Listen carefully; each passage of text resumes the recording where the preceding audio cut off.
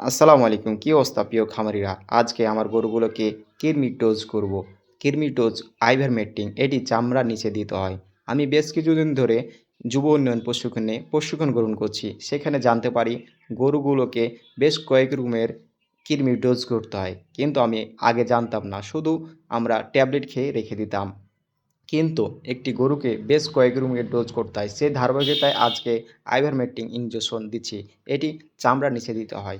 আমার প্রশিক্ষণ না থাকার কারণে এই ১ম গরুগুলোকে ইনজেকশন দেওয়ার জন্য অনেক আমাকে ধস্তাধস্তির মাধ্যমে ইনজেকশন দিতে হলো। সে কারণ আমি প্রশিক্ষণ গ্রহণ চলছে। আমি এই ১ম গরুগুলোকে ইনজেকশন দিলাম। কখনোই ইনজেকশন দিইনি এবং চামড়ার নিচে কি একটি গুরুত্বপূর্ণ একটি ইনজেকশন বুঝতেই পারছেন। কারণ আমার প্রশিক্ষণ যতই বাড়বে ততই আমার অভিজ্ঞতা হবে ইনশাআল্লাহ। আপনারা দেখতেই পাচ্ছেন আমার গরুগুলোকে আধা ঘন্টা পর গরুগুলোকে ইনজেকশন করার পর কৃমির ইনজেকশন করার পর গরুগুলোকে ধুয়ে দিচ্ছি। কারণ কৃমির ইনজেকশন দেওয়ার পর গোসল করালে গরু অনেক ঠান্ডা হয়। কারণ এই ইনজেকশনটি অনেক জ্বালাপোড়া করে।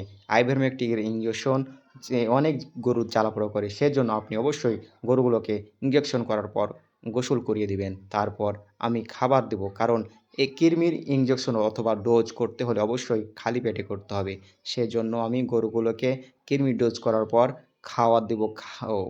খালি পেটে ইনজেকশন করার পর খাবার দেব।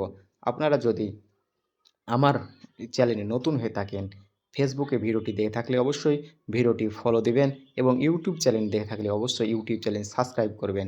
আর আপনারা অবশ্যই প্রাণীকে এবং প্রাকৃতিককে ভালোবাসবেন। আল্লাহ তাআলা আপনাদেরকেও প্রাণ উজাড় করে ভালোবাসবেন।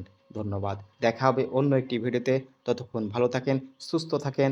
আসসালামু আলাইকুম ওয়া রাহমাতুল্লাহ।